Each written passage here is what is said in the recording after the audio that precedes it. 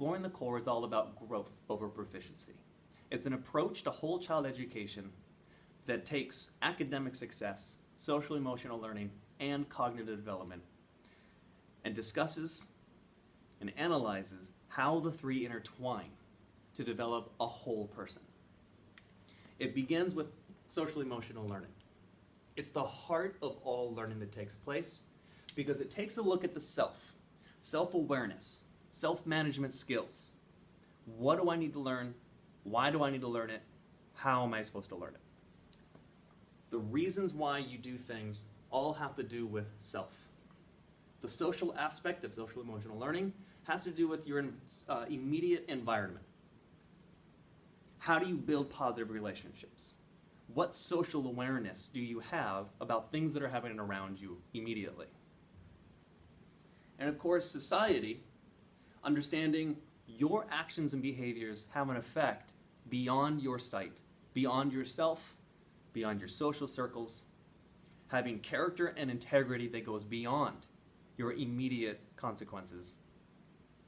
Social emotional learning gets at the heart of all academic success. Standards and grading, regardless of what standards you're using, whether it's the Common Core state standards, another state standards, or another country's set of standards, the expectations you set across grade levels, across age groups, as a development over time, it's important to be clear on what those are and how they develop across over time. How you grade those expectations, how you take a look and determine whether or not those progressions are happening is equally as important. Another part of the academic circle is the professional development that focuses on proficiency. Whatever expectations you use, there must be a clear definition of what proficient means for each individual skill as it develops over time. That conversation is a very big one to have as you move into assessments. Understanding what assessments you're giving for each skill and why depends on your ability to know what is proficient for that skill and whether or not that assessment reflects the learning that is required to take place.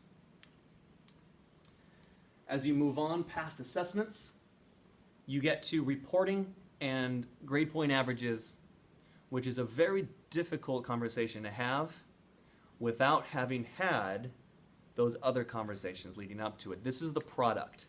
This is the thing that you present outside of the classroom to show what learning has taken place.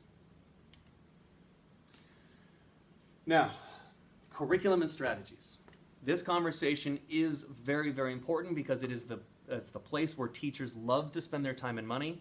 It's the resources we're using, the materials we're providing. It's what we're using and how we're going to learn these things. The classroom is full of curriculum, strategies, resources, and this is a conversation that teachers have or should be having every day, every week, that schools should be allowing teachers to say, I'm using this curriculum, this strategy, this resource for this grade level specific strategy skill. The grade level prior and the grade level following may or may not want to connect with this particular strategy, and depending on the student and how well they're progressing over time, that strategy may or may not be working. This is where teachers spend nearly all of their time. And when you consider the world of educational topics to be covered and mastered, it's no wonder that teachers might come across as a little bit stressed. But if you take each one of these and you focus the conversation on mastering each one of these conversations and implementing them in the classroom with clear intent, then whole child education can potentially be a success.